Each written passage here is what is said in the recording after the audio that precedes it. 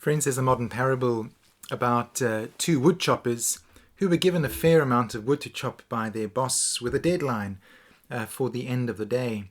It was a large amount of wood, so the one wood chopper set to work very quickly and worked all day without a break. He started off quickly, but as the day went on, he chopped less and less wood, becoming more and more unproductive. The second wood chopper also set off quite quickly, but at regular intervals he would disappear for about 15 or 20 minutes at a time. The boss observed what was happening, and despite the regular intervals when the second wood chopper would disappear, he seemed to be making much better progress than the first wood chopper. In fact, in the end, he managed to finish his allotted task an hour earlier than the first wood chopper.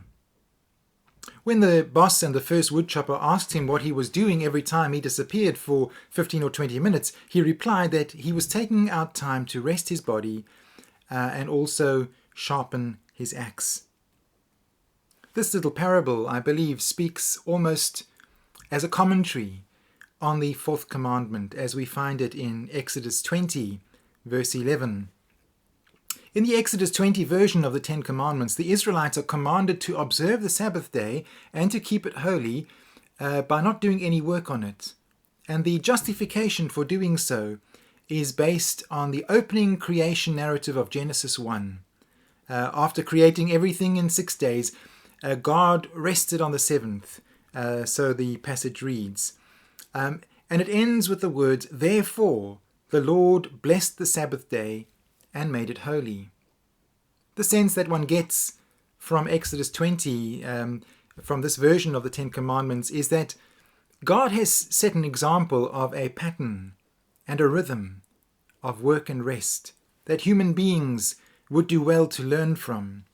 It's almost as though it is suggesting that the rhythm of work and rest is built into the very fabric of creation itself, going back to the very beginning, to live in harmony with God, to live in harmony with the way things are.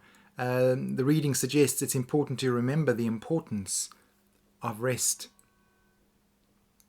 Wendy has recently been listening to a few podcasts on the importance of sleep. She's been quite struck by how important sleep and rest are, both in terms of our emotional well-being, but also in terms of our physical well-being.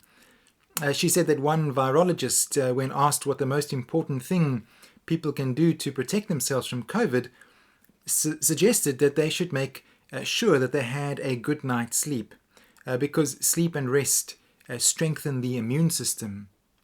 Such a perspective reinforces the wisdom of the fourth commandment as we find it in Exodus 20, which encourages us to keep a healthy rhythm of work and rest.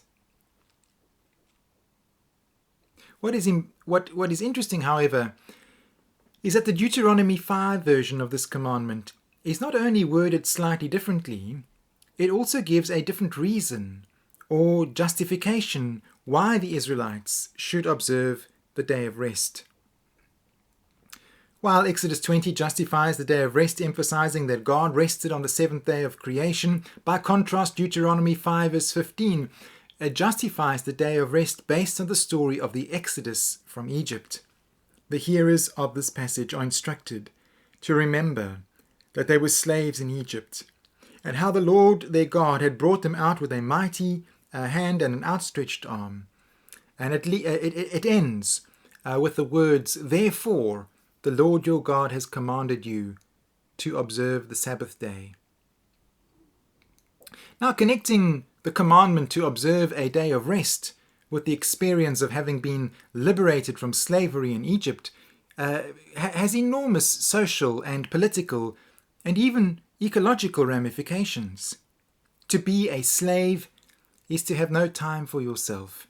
And the experience of most slaves in history is that they have been treated as less than human, meaning that slaves have often been required to work without rest 7 days a week, while their masters have rested freely.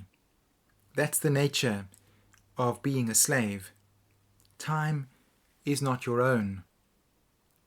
But for a people who once lived as slaves, there is a recognition of the inhumanity of this, and the recognition that no human being should ever be made to work non-stop without a break and without proper rest. We need to recognize that this fourth commandment, certainly as expressed in Deuteronomy, grows out of that experience of slavery. What the fourth commandment did was to enshrine in law that no Israelite should ever have to live under the conditions of slavery again. And the safeguard was that they should be given the gift of being able to rest at least one day a week. Commandment 4 comes as a way of safeguarding the freedom of a people who had once known the suffering and the oppression of slavery. But the fourth commandment goes even further and deeper than that. This is a commandment not just meant to protect the Israelite people, but it is also extended to the male and female servants of Israelites and even to foreigners living in their towns. This is quite revolutionary. Not only is the fourth commandment a safeguard against the Israelites living like slaves again, but it is also designed to ensure that the Israelites themselves never became perpetrators of the kind of oppression that they were forced to live under while they were in Egypt. This commandment represents a major step forward beyond a purely tribal religion. The gift of being able to rest once a week is extended not just to Israelites, but also to foreigners and servants.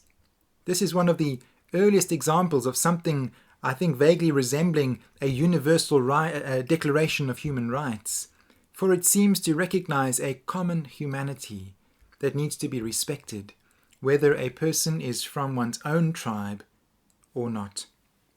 It also recognizes a common human dignity regardless of economic status.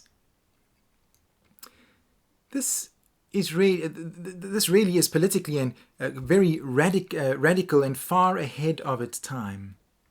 I wonder how many British and American slave owners who regarded themselves as practicing Christians took these instructions in the fourth commandment seriously and actually implemented them.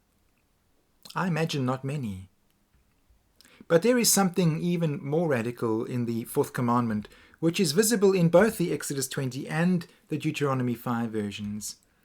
And that is the recognition that even animals are to enjoy the gift of a day of rest, at least once a week. Just last week, on William Crawley's lunchtime show on BBC Radio Ulster, there was a heated discussion about animal rights.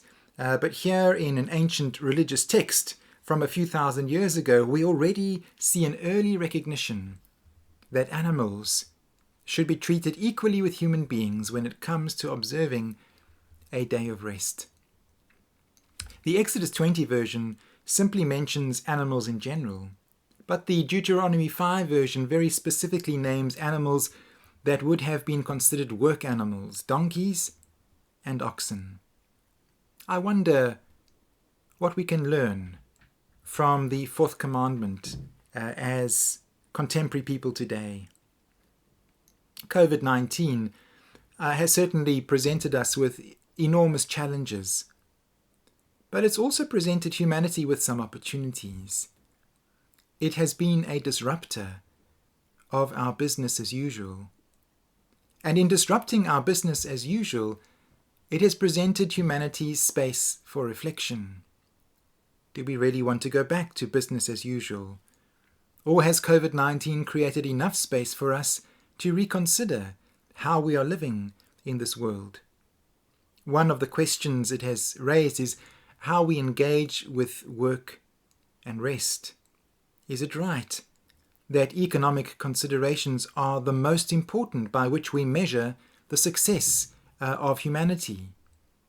Has our obsession with material wealth and profit made us economic slaves, driving us all to work way beyond what is healthy for any human being?